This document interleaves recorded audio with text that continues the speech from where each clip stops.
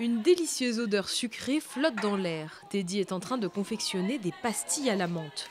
Après avoir ajouté l'arôme, la préparation est refroidie avant d'être détaillée en bonbons sous les yeux de visiteurs largement captivés.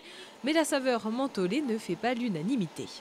C'est pas du tout bon, ça sent trop la menthe. J'attendais plus que ça, voir comment fabriquer des bonbons. Le travail du sucre est quand même intéressant, outre le goût et les goûts de chacun, quoi. Je suis une maman qui essaye de faire connaître notre patrimoine, parce que nous sommes du Loir-et-Cher. Et du coup, j'ai dit que confiserie, ça pouvait changer, voilà, pour connaître l'histoire du sucre. Pour mettre tout le monde d'accord, rien de mieux que de la vanille et du caramel. Place à la confection de sucettes tourbillon. Marine tire le sucre à la force de ses bras pour incorporer de l'air à l'intérieur. Le sucre est ensuite façonné sur une rouleuse datant de 1910. C'est la plus ancienne machine encore en fonctionnement du conservatoire.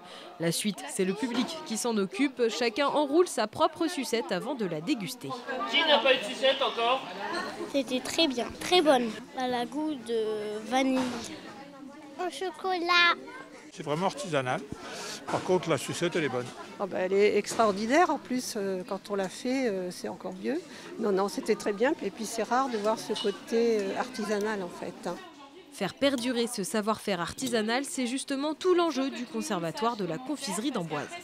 En France, il existe un CAP et un BTM en chocolaterie-confiserie qui n'ont de confiserie que le nom. Il n'y a pas du tout de confiserie ou très peu qui est appris au CFA. Et donc nous, le but, c'est de prendre des apprentis et le fait d'ouvrir comme ceci le laboratoire permet peut-être de créer des vocations, de montrer à des jeunes que c'est un métier qui existe encore et qu'il n'y a pas que les industriels qui existent. Des visites sont possibles tout au long de l'année avec beaucoup plus de créneaux lors des vacances scolaires.